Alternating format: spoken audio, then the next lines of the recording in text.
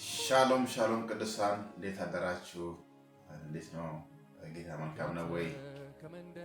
እግዚአብሔር እንግዲህ ዛሬ በሮብ ማለዳ በፊቱ እንድንሆን ጌታ ወዷል። እግዚአብሔርን ቃል እንከፋፈላለን። ሬማ የሆነውን ቃል ነው የማነበው። ጌታ ነው የሚናገረው። ያው እግዚአብሔር ነው የሚናገረውና እኛ ደግሞ ለመስማት ዝግጁ መሆን መቻል አለብን ማለት ነውና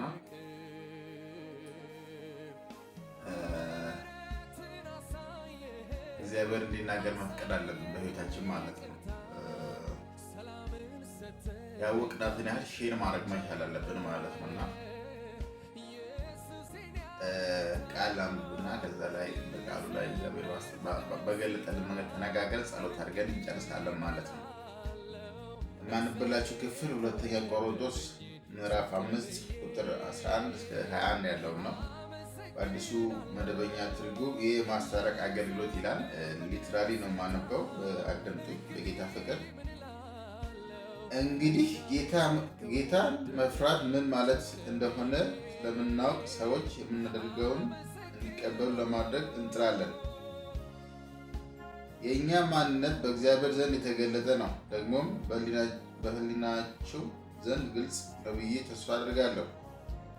ይህን የምለው ራሳችንን በእናንተ ፊት እንደገና ለማመስገን ሳይሆን በእኛ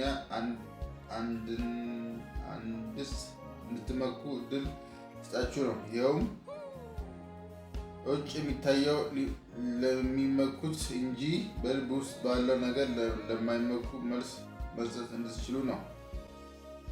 ከአእምሮ ውጭ ብንሆን ለእግዚአብሔር ብለን ነው፣ ባለ አእምሮ ብንሆን ለእናንተ ነው። የክርስቶስ ፍቅር ግድ ይለናልና፣ ምክንያቱም አንዱ ስለ ሁሉ እንደሞተ እርሱም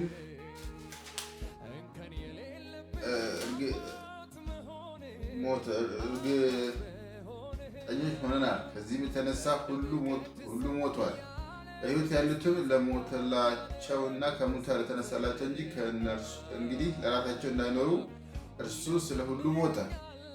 ስለዚህ ካሁን ጀምሮ ማንም በውጫዊ ነገር አንመዝንም። ከዚህ ቀደም ክርስቶስን በዚህ መልክ መዝነው ነበር፣ እንግዲህ ግን እንደዚህ አናደርግም። ስለዚህ ማንም በክርስቶስ ቢሆን አዲስ ፍጥረት ነው፣ አሮጌው ነገር አልፏል፣ እነሆ አዲስ ሆኗል። ይህ ሁሉ ከእግዚአብሔር ነው። እርሱ በክርስቶስ አማካይነት ከራሱ ጋር አስታረቀን፣ የማስታረቅንም አገልግሎት ሰጠን።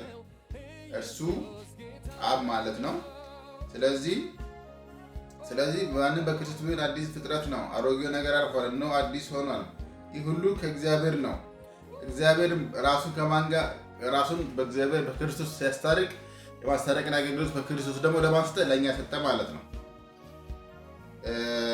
ይህ ሁሉ በእግዚአብሔር ነው። እርሱ በክርስቶስ አማካይነት ራሱን ከዓለም አስታረቀ፣ የማስታረቅ አገልግሎት ሰጠን። እግዚአብሔር በክርስቶስ ዓለምን ከራሱ ጋር ሲያስታርቅ የሰዎችን በደል አይቆጥርባቸውም ነበር፣ ለእኛም ደግሞ የማስታረቅን ቃል ሰጠን። ስለዚህ እኛ የክርስቶስ እንደራሴዎች ነን። እግዚአብሔር በእኛ አማካኝነት ጥሪውን ያቀርባል። እኛም ከእግዚአብሔር ጋር ታረቁ ብለን በክርስቶስ እንለምናቸዋለን። እኛ በእርሱ ሆነን የእግዚአብሔር ጽድቅ እንድንሆን ኃጢአትን የሌለበትን እርሱን እግዚአብሔር ስለኛ ኃጢአት አደረገው። እንግዲህ እዚህ ጋር ጳውሎስ ምን ይላል? እንግዲህ ጌታ መፍራት ምን ማለት እንደሆነ የእኛም ማንነት በእግዚአብሔር ዘንድ የተገለጠ ነው፣ ደግሞ በሕሊናችሁ ዘንድ ግልጽ ነው ብዬ ተስፋ አደርጋለሁ። ይህም የሚለው ራሳችንን በእናንተ ፊት እንደገና ለማመስገን ሳይሆን በእኛ እንድትመኩ እድል ስጣችሁ ነው። ይኸውም በውጭ የሚታየው ለሚመኩት እንጂ በልብ ውስጥ ባሉ ነገሮች ለማይመኩ መልስ ለመስጠት እንድትችሉ ነው። ጳውሎስ በእኛ ተመኩ የሚልበት ሰዓት አለ ማለት በውጭ አይተው ሰዎች አንዳንዴ በውጭ አይተው መመካት ለሚፈልጉ ሰዎች እንድትመኩ ተመኩ፣ ግን በውስጥ ላለው አይደለም ይላልና ከዛ በኋላ ምን እንጂ ለሚመኩት ነው እንጂ ለተላለ ነገር ለማይመኩት ለነሱ ነው። ከአእምሮ ውጪ ብንሆን ለእግዚአብሔር ብለን ነው። ባለ አእምሮ ብንሆን ደግሞ ለእናንተ ነው። አንዳንዴ ባለ አእምሮ ብንሆን ለሰው ነው። ከአእምሮ ውጭ ብንሆን ለእግዚአብሔር፣ ባለአእምሮ ብንሆን ለሰው ነው እና ያንዳና የክርስቶስ ፍቅር ግድ ይላል። ክርስቶስ አንዱ ስለ ሁሉ ሞተ ነው የሚለውና ከዚህ የተነሳ ሁሉ ሞቷል። በሕይወትም ያሉትም ለሞተላቸው ነው ከሙታን ለተነሳላቸው እንጂ እንግዲህ ለራሳቸው እንዳይኖሩ እርሱ ስለ ሁሉ ሞተ። አንዱ ስለ ሁሉ ሞተ ነው የሚለውና ስለዚህ ካሁን ጀምሮ ማንም በውጫዊ ነገር እንድንመዝን ከዚህ ቀደም ክርስቶስን በዚህ መልኩ ካሁን በኋላ በውጫዊ መንገድ ሳይሆን መተተለም አንዱ ስለ ሁሉ ስለሞተ በውስጥ ማንነታችሁ ነው። በውስጥ ማንነታችሁ ደግሞ ማንም በክርስቶስ ከሆነ ማንን አዲስ ፍጥረት ነው፣ አሮጌው ነገር አልፏል። ስለዚህ ካሁን ጀምሮ ማንም በውጫዊ ነገር አንመዝንም። ከዚህ ቀደም ክርስቶስን በዚህ መልኩ መዝኖ ነበር፣ ከእንግዲህ እንደዚህ አናደርግም። ስለዚህ ማንም በክርስቶስ ቢሆን አዲስ ፍጥረት ነው፣ አሮጌው ነገር አልፏል፣ እነሆ አዲስ ሆኗል። ማንም በክርስቶስ ሰው በክርስቶስ ካልሆነ አዲስ በውጫዊ ነገር እንድትመኩብን ለእናንተ ነው። ባለአእምሮ ከአእምሮ ውጭ ብንሆን ለእግዚአብሔር፣ ባለአእምሮ ብንሆን ለእኛ ነው ብሏል ጳውሎስ። እና ይሄ በውጫዊ መንገድ ለምትመኩት ደግሞ ጳውሎስ እነሱን እንዲመኩ የተናገረበት ሂደት አለ ማለት ነው። እና አሁን በኋላ ግን አንዱ ስለ ሁሉ ስለሞተ በክርስቶስ አዲስ ፍጥረት የምንሆነው እና በውስጣዊ በሆነ ማንነታችን ነው የምንለካው ማለት ነው። እና ውስጥ ባለው ነገራችን ማለት ነው። እና ስለዚህ ማንም በክርስቶስ ቢሆን አዲስ ፍጥረት ነው፣ አሮጌው ነገር አልፏል፣ እነሆ አዲስ ሆኗል።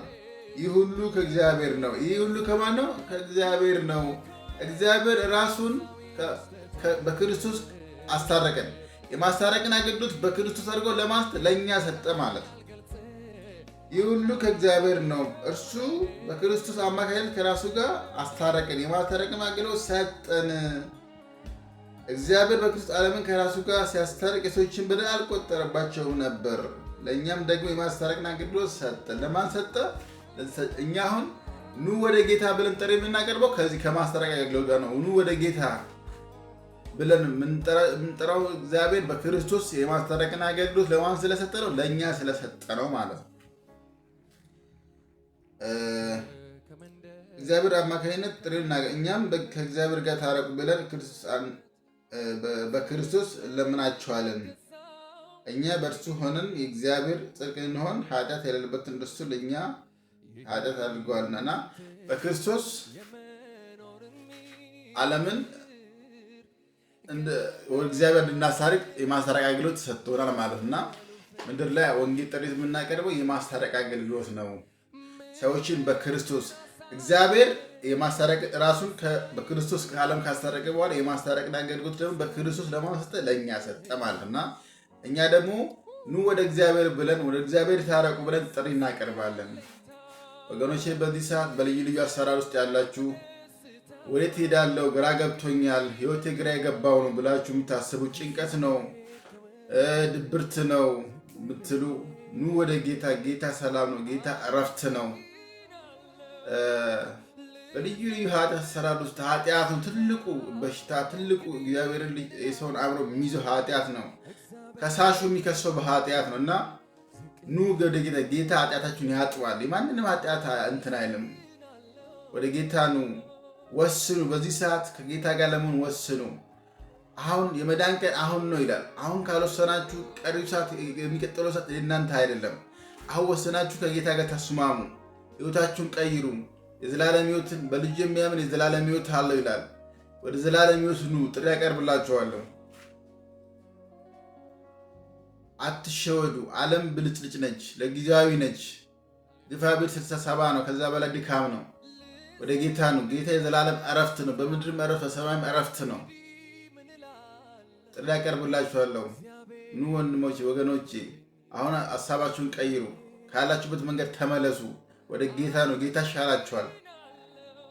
አባት ሆይ ወገኖቼን በዚህ ሰዓት አስባቸው። በክፉ መንገድ ውስጥ ያሉ አእምሯቸውን ክፈት፣ ህሊናቸውን ክፈት። ከአንተ ጋር እንዲስማሙ ጸለይኩ በልጅ በኢየሱስ ስም አሜን።